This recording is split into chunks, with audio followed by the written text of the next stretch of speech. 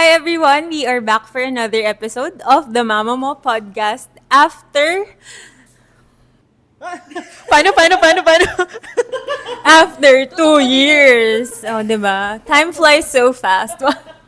2 years. Parang yung mga dialogue natin sa mga anak natin. Oo nga. Time flies so fast.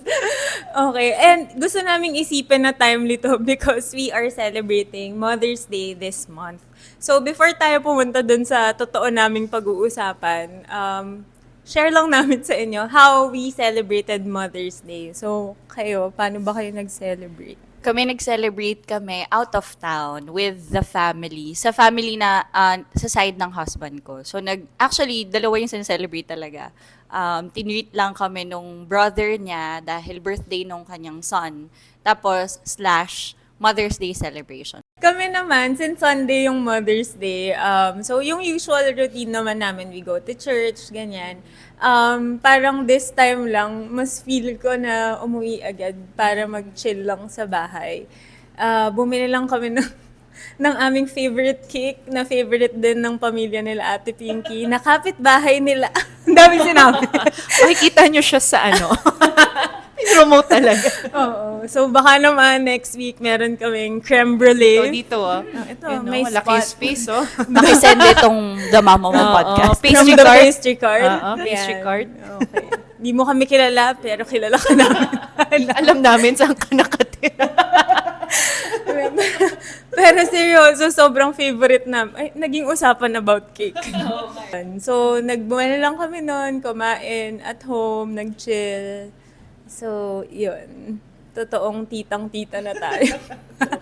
Kayo, Ate Pinky. Kami naman, parang 2 beses kami nag-celebrate. Kami as a family, Saturday ng gabi, para iwas crowd. Tapos, nung Sunday, nag-Sunday lunch kami with yung mom ni Jerome, nung husband ko, pati yung mga titas niya from his side. So, this year, parang learning siya from last year kasi last year, nag-try kami na mag-lunch sana for Mother's Day. Tapos wala kaming mapuntahang restaurant. As in, parang yung pila, parang pang 30 ka na. Parang sabi ko, grabe, anong klase to? So, Dinner. Oo. Yung dinner ka na na. to. So, naisip At ko. least nakatipid sa pamilya. Oo nga, di ba? Nakapag-IF pa together Correct. as a family. Nakapag-fasting ka pa. So sabi ko, this year dapat din na natin ulitin. So naghanap na ako ng pwedeng i-reserve a day before para pag kasi true enough, pagpunta namin, although maaga kami, mga 11, pagkatapos namin doon nagdagsaan yung mga tao, punong-puno yung parking, tapos yung haba ng pila sa labas. So, wala. Actually, itatawid ko na sa ating totoong topic. Ayan. Kasi totoong may topic naman tayo. Hala namin dito to. Ayun. Naisip ko lang kasi, during Mother's Day, parang grabe yung celebration, yung mga tao talagang gusto nila i-celebrate yung mga nanay nila na tipong kahit mahal na bouquet ng flowers or kahit yung mga ganyang restaurants nga na sasadyain talaga kahit na ba walang assurance na makakain tayo, basta punta tayo kasi we need to celebrate. So parang one word comes to mind, it's being intentional. So yan yung ating topic for today, no? And naitawid ko, no? Yes, intentional. Boom, boom. Wala may effect dito. Pa-focus po kayo, Ma'am Chi. Isa pa, Ma'am Chi. Paano bumbu? Kakanan eh. Panis. Ay. Ayun. Okay. So, yun. Intentional. Ang pagiging intentional. Ano nga ba ang pagiging intentional? Miss Eunice. Okay. Please explain. Please explain. Ang ganda ng topic na to kasi talagang intentional. Ang ganda, no? Napaka-intentional. Pinili. Very intentional. Bilang nasabi mo na nga rin, Ate Pinky, yung word na intentional. So, the word intentional in Hebrew is mekuvan. Hindi ko sure kung tama yung pronunciation, patawarin niyo ako, but it means purposeful or deliberate. So, syempre, joke lang yun. Bakit kailangan humanap ng Hebrew word, di ba?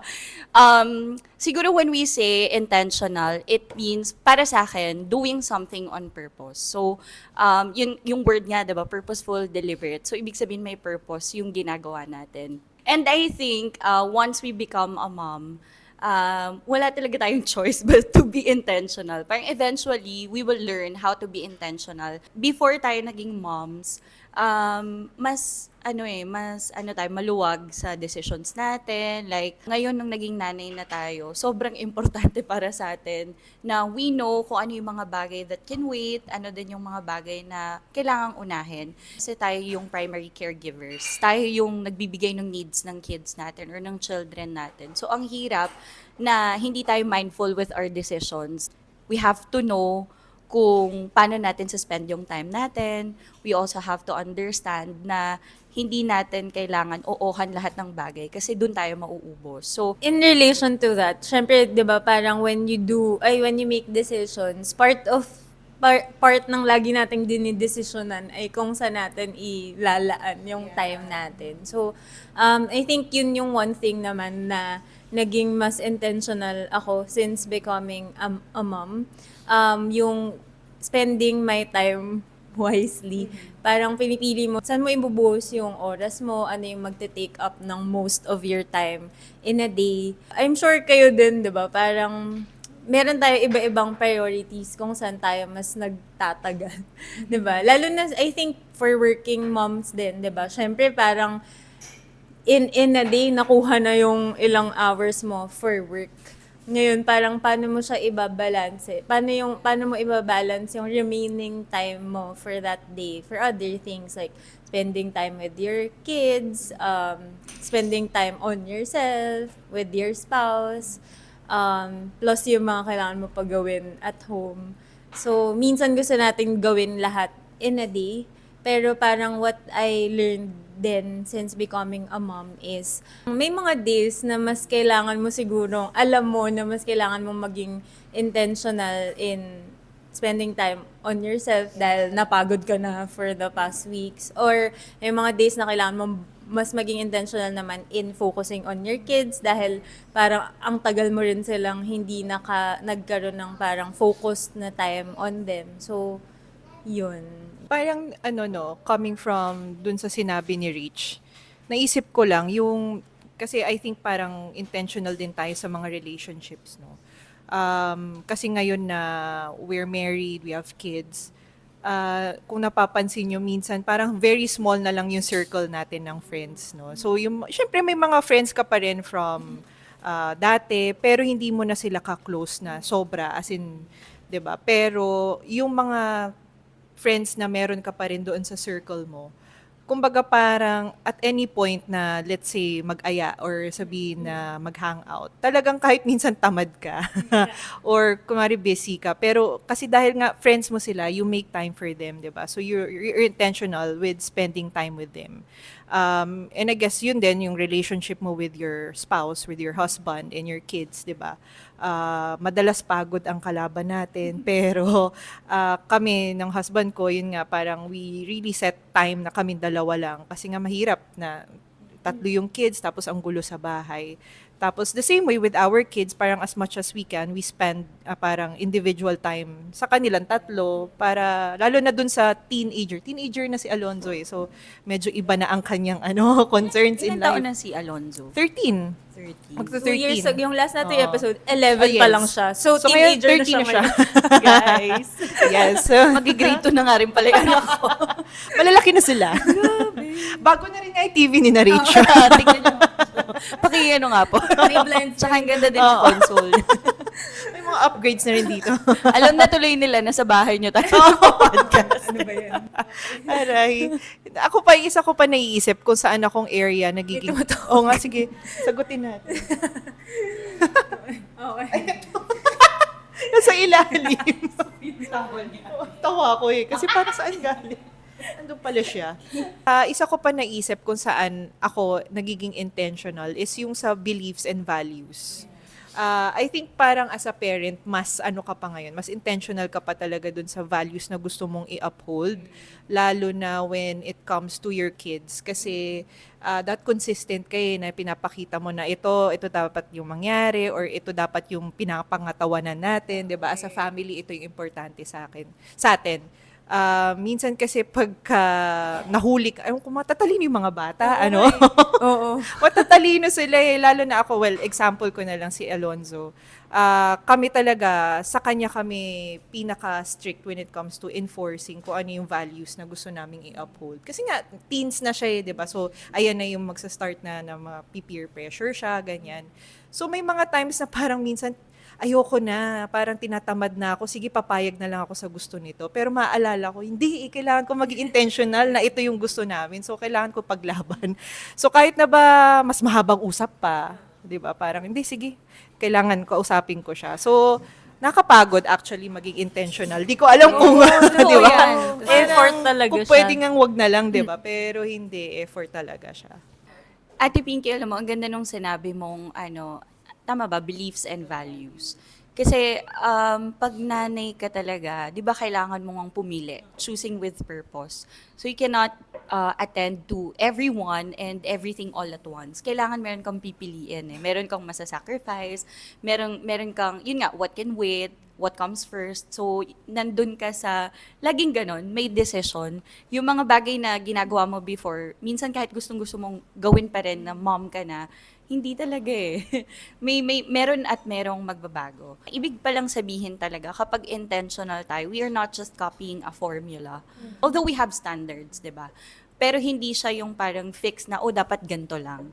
Kasi pag sinabi mong intentional, we have to understand our own context. Like yung family setup natin, yung dynamics ng family. Like na-mention nga ni Rach kanina na, what if nagtatrabaho ka, meron kang 9 to 5 job? Kapag kino-compare or ginagaya lang natin what works for others, baka hindi talaga siya mag-work for us. So, pwede nating balikan is ano ba yung values at yung priorities natin as a family.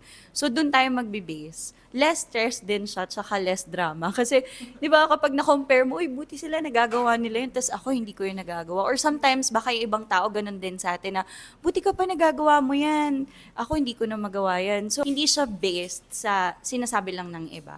So, kayo, may gusto pa ba kayong i-add about it? Ako yung about naman sa values niyo as a family. I mean, di ba parang, ano man tawag dun? Normal siya yun na naririnig natin na pag, di ba pag may family ka na, meron kayong vina-value as a family. Pero parang one of the things na natutunan ko last year lang to, fresh na fresh. Ano to, syempre di ba parang bumalik ako sa work, tapos talagang events na work na like, ang dami nangyayari. Tapos parang latter part of last year, yun yung kasagsagan ng lahat ng pwedeng nangyari siya last year. Nung first part of this year, syempre parang yun yung ano natin, di ba, reset pag nag-start yung taon. In-evaluate ko yung mga naganap sa buhay ko, ganyan, at sa family namin. Parang nirealize ko, may values kayo as a family, pero kailangan mo rin maging intentional in looking for your values as an individual. I think yun yung isa sa mga struggles din ng moms, 'di ba? Pag nandun na tayo, pag may family na tayo, ganyan. 'Di ba lagi natin naririnig, you tend to lose yourself pag mommy ka na, ganyan. I think yun yung isa sa mga reasons why. So, since we're talking about parang being intentional na rin in getting to know yourself, your values, yung parang always going back lang to who you are din as a person. Naalala ko lang yung sinabi Ate Pinky kanina about relationships naman, like about spending time with your friends, sa lumiliit nga yung circle mo. Struggle ko siya before kasi feeling ko, parang, alam mo yung napafomo ka. Napafomo ka, parang, ay, lumabas sila. Tapos hindi ka na makalabas with like, all the people gusto mong, na usually nakakasama mo before. From that, na-realize ko rin na, yun nga, pag alam mo yung binavalue mo rin as a person, alam mo rin kung sino yung kailangan mong mas madalas makausap, makasama, ano yung mga labas na pwede mo namang ma-miss. Hindi dahil ayaw mo, pero dahil yun lang yung kaya ng kapasidad mo ngayong mommy ka na. So, may mga bagay na parang magde-decide ka talaga na for them, di, kaya yan, kaya yan. Pero alam natin sa sarili, hindi na kaya. Sige, so sana mag-wall. Kasi walang wall. Intentionally din, hahanap ka ng mga taong makakaintindi sa'yo or yung mga tao din na pinagdaanan na rin yung mga pinagdadaanan mo. So, hindi naman kasi ibig sabihin din na hindi na tayo makasama, hindi na natin sila friends. It's just that, may season kasi na kailangan kong pumili kung ano yung uunahin ko. Mas kailangan ako ng kids, mas maliit yung kids. And na-experience ko nga din siya na sabi ko, ngayon kasi yung kids ko, yung eldest daughter ko is 7. Tapos yung bunso, 4. So ngayon, mas nakikita ko na mas nakakalabas ako compared before. Na talagang no talaga kapag ka merong gagabihin, ay hindi talaga pwede. Hi, Caleb. Okay lang yan. Hi, Caleb. Intentional yan. Bilang this is a mom podcast. Ba't nga naman walang bata? Ba't walang anak? Siya. Anak nga pala ni Rich to. This is By the way, anak. na The 7 years reason old why din. I'm a mama. Yeah. Tama, di ba? 7 din si Caleb. So, di ba parang may ganun na tapos na-share mo pa na yung minsan pag nagde-decide ka about values, na yung who you are. Bago tayo naging nanay, ano din ba yung mga values or mga pinaniniwalaan natin? Of course, merong magbabago. Pero, meron ding magsistay. Ano kaya yung mga magsistay? Pasok. Hindi, pero maganda Huwag ko na kaya ikat to. Oo nga, diretso na, no? Isang bagsak. Isang bagsak. Pero maganda na napunta tayo dyan. May sinabi ka kanina na Ano yun? parang kanina kasi we were talking about being intentional outward. Di ba? Nasabi ko ba yun sa Hindi mismo o yata. sa joke lang natin? Sa ganun? joke. So, sabihin mo ulit. ayun. Sabihin ko kasi for kanina, our viewer. kanina sa backstage. Nung off-cam, Behind the scenes. behind the scenes. O, tinan mo, hindi na malaman ko ano.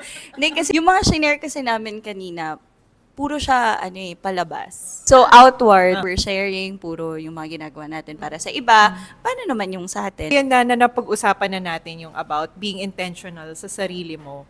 Ang una kong naisip talaga is yung health. Hindi ko alam kung ano man tawag doon, yung pagtakot ka sa sakit.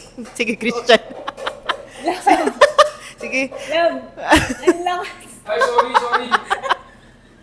Nagsasandok siya ng kanin. Hindi siya nagsasandok eh. Ay, ano? Sayang nga naman yung kanin. Sayang naman kasi yung kanin. diba? Sumisimot. Pero ganito talaga yung mga moms. Tignan nyo, tanungin nyo yung mga nanay na Oo. nag-hangout. Totoo. Tapos kasama yung mga anak. Marami talagang interruption. Talaga. It Tanungin nyo, happens. Tanungin nyo. Parang yan, si Christian, intentional siya sa Kaya, pagtitipid. pero totoo yun, kaya intention.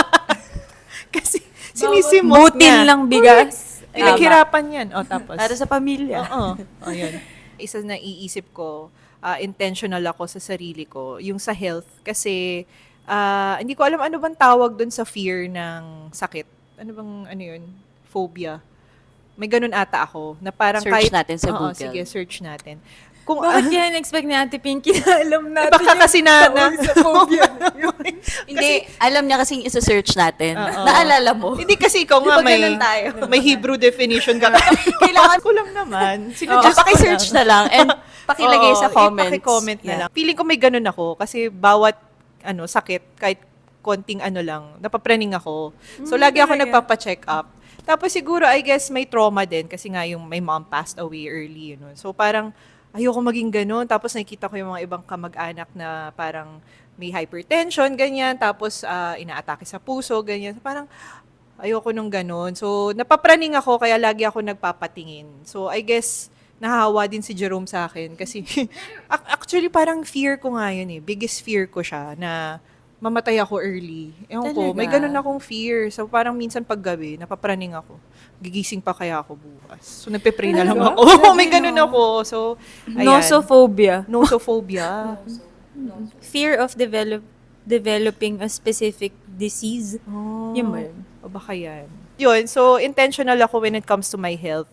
So apart from living healthy, nandun na rin yung exercise, Yan. So, I guess pwede na nating isingit, no? Bakit tayo nakaganito?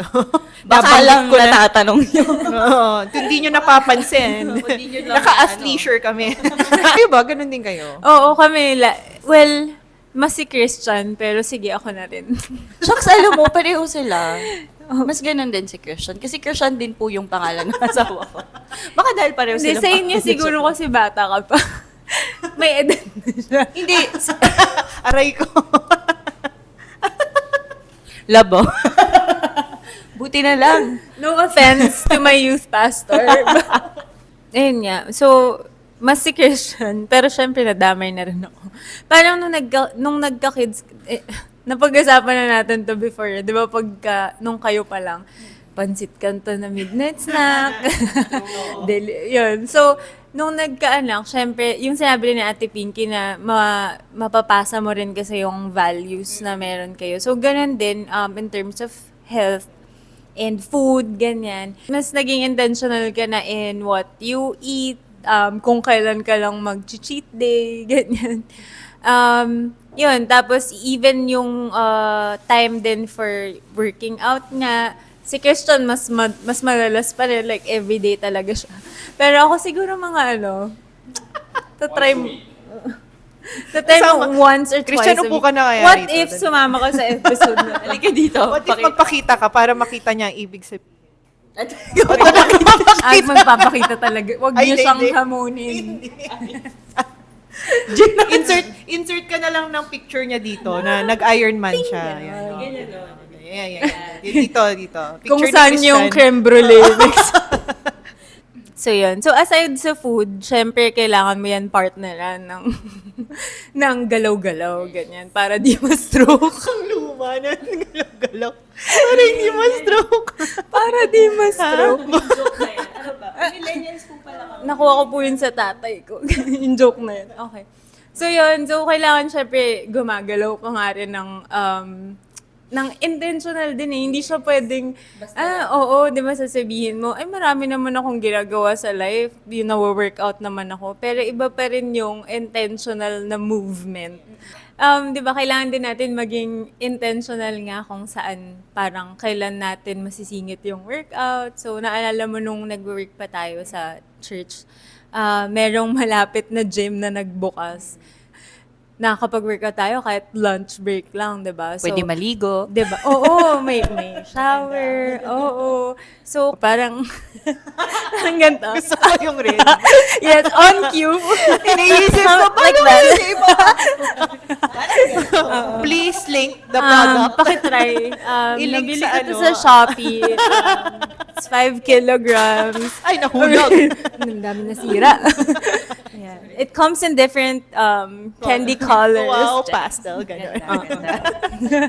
Akala mo naman kumita ako doon. Commission. Affiliate. Yun, so nakakapag-workout tayo na nasisingit natin siya sa schedule natin. So, ngayon naman, dahil hindi na tayo doon nag-workout, ang tagal ko talaga naghahanap ng mga anong malapit dito kasi 'di ba, gumawa naman ng gym si Christian dyan sa mama na pwede kong workoutan. Pero at some point kasi, ewan ko parang iba pa rin yung feeling na may Nagbabayad ka. na may sinusulit ka.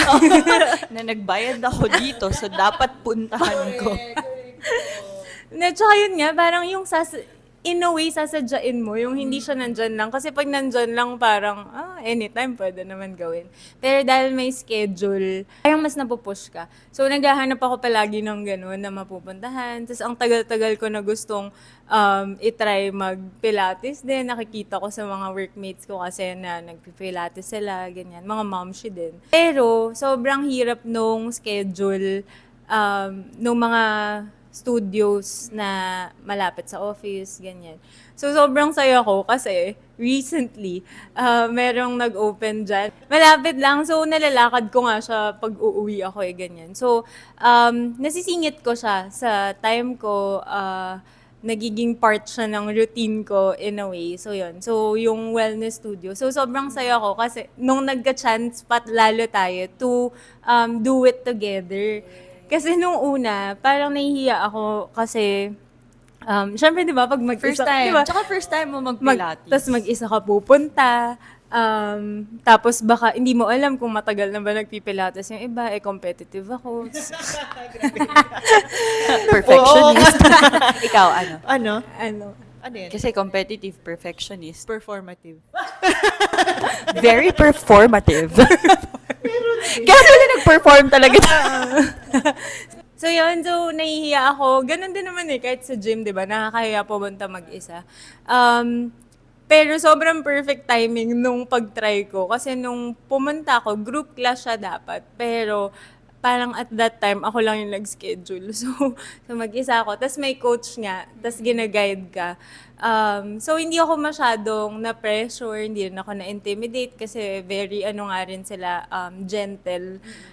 Kung nagsa-start ka pa lang, binabantayan talaga nila yung movement mo. So, pati yung dun sa movement mismo, parang sobrang intentional din nung feeling. So, tapos, ibang experience din nung kasama ko naman, kasabay ko naman kayo kasi, like, mas fun pala, 'di ba? Kasi parang, kilala mo yung mga kasabay mo, tapos nakakatawa kayo.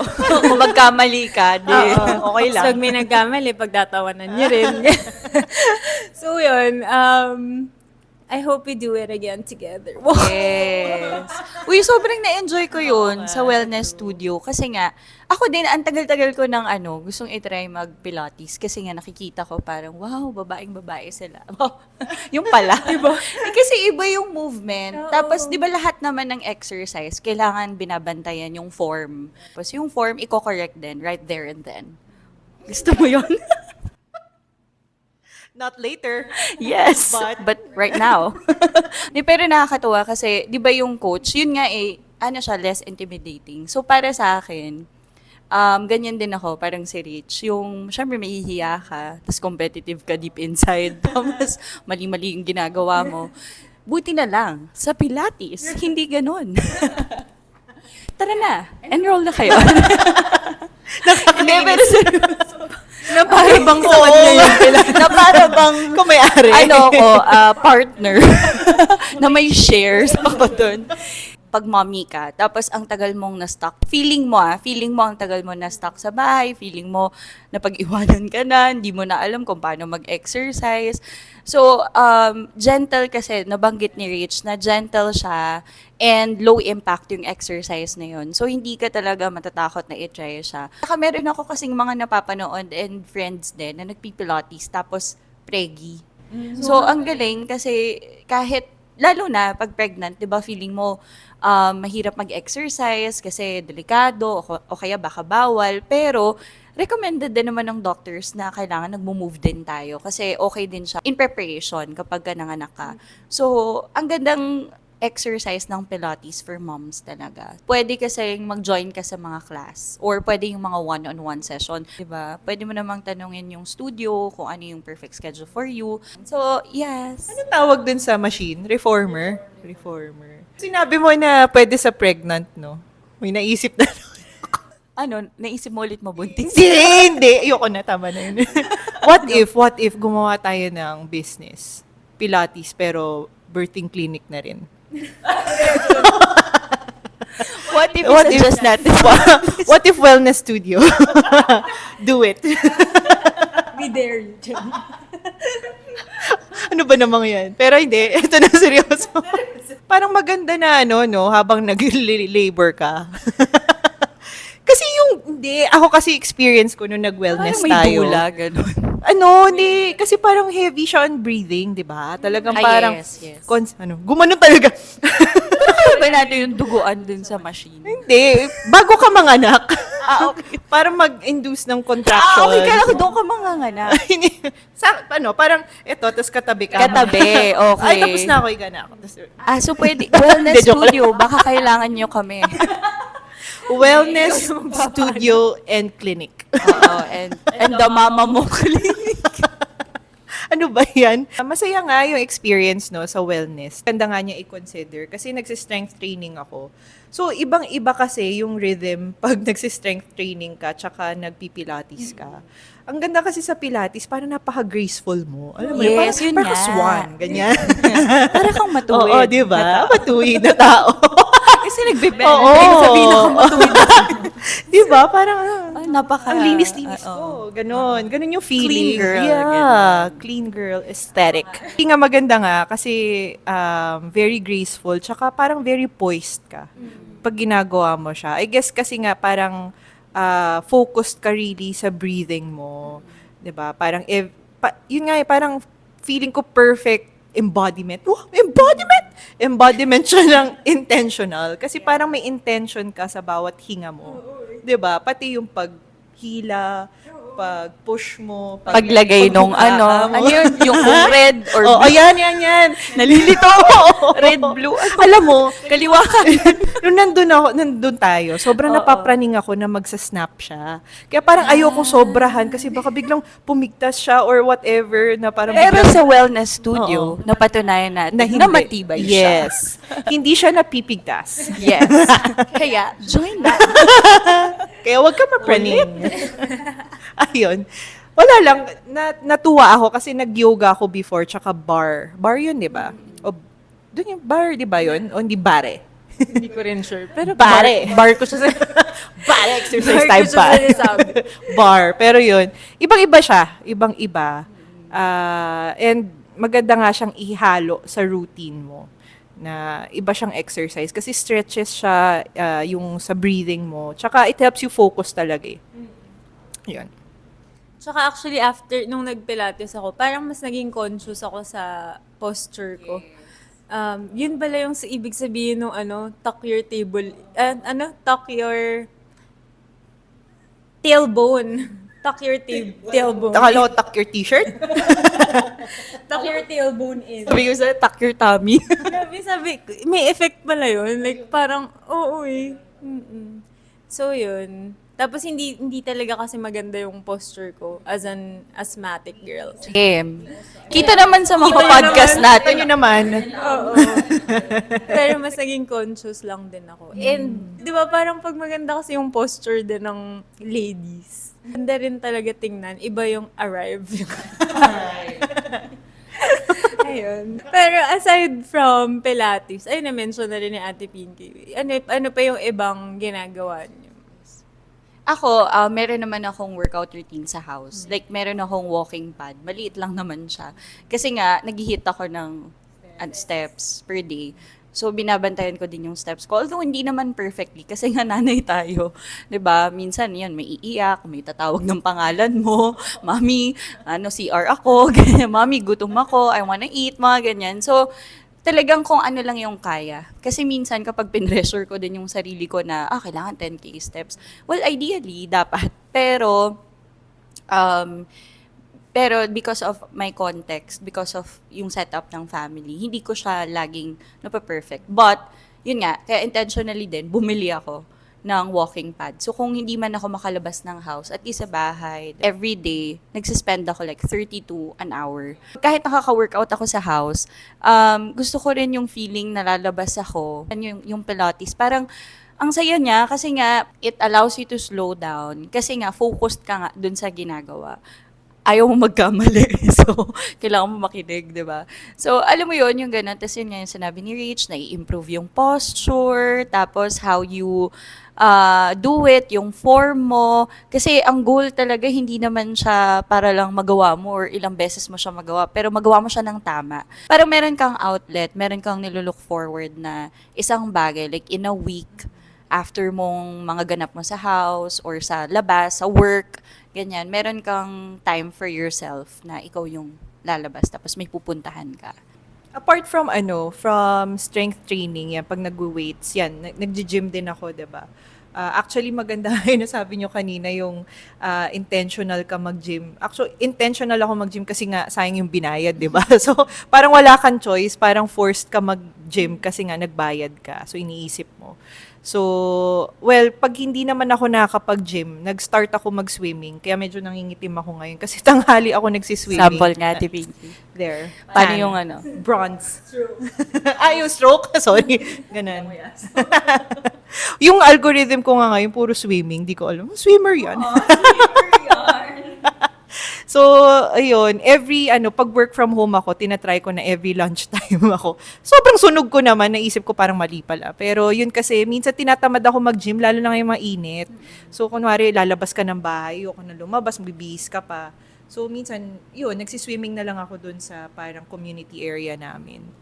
Yun, tumatakbo din ako sa kasalanan. Kainis. Hindi, ayoko. Hate ko yung Joseph. takbo. Ikaw ba yun? Ako din eh. Hate ko yung takbo, pero parang... Pare-pareho pala tayo. So ako, ang parang cardio ko na, yung incline walk sa treadmill. Pero yun nga, tinatry ko rin yung mag-steps. Pero minsan naano ko na, sige nga, try natin mag-running. Pero hindi siya for me. Diba? Hindi ko rin alam eh. Tinatry ko din kasi may treadmill din kami, diba? So, tatry ko magtumakbo. Gusto ko talagang gumaling. Pero, hindi ko magawa. So, tinatry ko. Pero nauuwi ako sa walk na lang. Pero ano rin naman yun. So, may, ano tawag doon? Incline, ganyan. So, para lang may cardio. Yun lang yung purpose ko doon. Pero hindi ko na, nag-realize ko, give up ko na siya. Hindi ko na siya gagalingan. Tamang ano lang. Baka eventually ma-realize natin na masaya pala siya. Kasi parang ako, pag ang tendency ko naman, pag nag-run, gutom na gutom ako. So, mas marami akong kumain. Unlike pag nag-walk ka kasi, mas chill, mas relaxed. Pero may movement. And cardio din naman yung walking. So, parang ako din, siguro, sana dumating sa point na gustuhin ko rin siya. Oh, baka pacing lang. Although, di ba sabi ni Jill, si Jill, yung sa duwellness. Sabi niya, di ba, parang sinabi ko kasi yun, parang hirap ako sa running. Tapos siya din daw. Pero, nung naging consistent siya with Pilates din, parang madali na sa kanya yung running. So, I look forward to that day. I think, consistency is the yun key. din eh, no?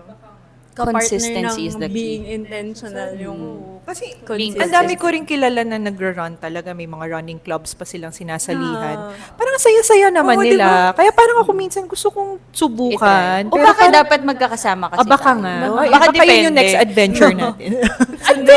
Sunduin ko kayo sa Sunduin mo ako sa Rizal. lugi pa yung sumundo. natin. Bakit sinabi kong ako yung susundo? Yung gasin. Nagda-drive? Susundo lang tumatakbo. O tapos sa susunod, magiging na tayo. Triathlete na tayo. In- Para si Christian. Oo. Pero hindi Amen. ako marunong mag-bike. Hindi rin ako. Hindi rin ako marunong Tayo, mag-bike. tatlo hindi tayo. Sa isang bike lang tayo. Sinihingal mga ilang ganun lang ako. Isang bike lang tayo, tatlo. Tatlo magkakatabing ganyan. Or tricycle. Diba? Ito, nagbabike na may tricycle. Alam mo yung stroller na magkadikit? Oo. Alam mo yung stroller na magkadikit? Ay, pwede ka. Motor pala yung tricycle. Ang ingay mo pa. Tabi mo busina ka. Inusukan mo pa yung kasagot. Ay, like ko. O, sige ay, na. no. Bayan, ba't ba hindi tayo marunong mag-bike? Hindi tayo naturuan ng bata Kaya tayo. nga. So, sisihin natin yung parents. Hindi mo kami in-expose. Wow. May ganun. Pero meron daw na nagtuturo ng adult. Ay, talaga? Oo, adult biking lessons. Gusto ba natin yun? Oo nga. Gusto mo nga, minsan gusto ba Gusto ba natin natin? yan? Dami mo na problema, no? Inisip mo. Gusto ko ba yan? Ay, nako. Sobrang nakakatawa. Patsy. Ay, nako. Pero alam mo, Ate Pinky, no, tsaka Rich, kasi pag nanay na nga tayo, ang hirap talagang humanap ng oras. Pero we really have to be intentional na maghanap at mag-create ng time for ourselves. So, as we give time for others, dapat meron din pala talaga tayo. Tapos, yun nga, yung movement, very important siya. Nag-agree din ako nga kasi sabi mo health, 'di ba? Kailangan intentional tayo sa health. Kasi kung mahina tayo, paano tayo hahabol sa mga bata, and paano pa natin ma-witness yung mga milestones nila kung tayo, wala tayong energy sa mga bagay-bagay. And yun, I think being intentional talaga is really about making decisions or making choices na align doon sa kung ano yung gusto nating i-build sa life natin, sa relationships that we have, and also with the kind of home, diba, na gusto natin for us. So, dun sa mga napag-usapan natin, no, about wellness and movements, parang may dalawa akong naisip eh. Yung una, yung consistency sa pag-move, 'di ba? Kahit minsan, sabi mo nga, kahit naglalakad ka lang, 'di ba? Basta consistent ka, okay na siya, than wala, 'di ba? So, and the other thing is, yung being intentional sa sarili mo, parang, sana wag tayong mag-guilty, no? Kasi I know, ako personally, minsan may times ako na, magji-gym ako, tapos yung mga anak ko, saan ka pupunta? So sabihin ko magji-gym ako. So parang, mafe-feel bad sila kasi maiiwan na naman sila, di ba? So may mga times na parang, sige na nga, hindi muna ako aalis. Kasi nagigilty ako na maiiwan sila, di ba? Pero, parang, try natin labanan yung guilt na yun. Kasi it's okay na maging intentional ka sa sarili mo. 'Di ba? Yung pagiging intentional, it's not, sabi mo nga, it's not just outward. Pwede rin dapat inward, 'di ba? Kasi mauubos ka naman kung puro palabas lang yung ginagawa mo. So, hindi siya selfish, 'di ba? Tulad din ng sinabi mo kanina, being intentional sa sarili mo, it's not selfish, 'di ba? In fact, parang it's the most selfless thing that you can do. Kasi ikaw, kung healthy ka, kung okay ka, you can give more to other people around you.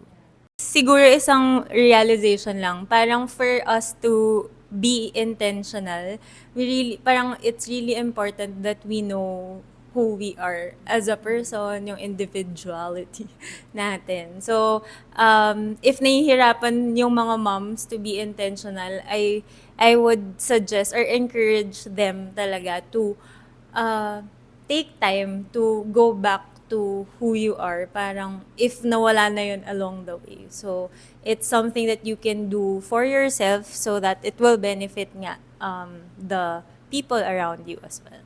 So, that's it for today's episode. Again, this is Rachel. This is Eunice. And this is Pinky, and we are The Mama Mo Podcast.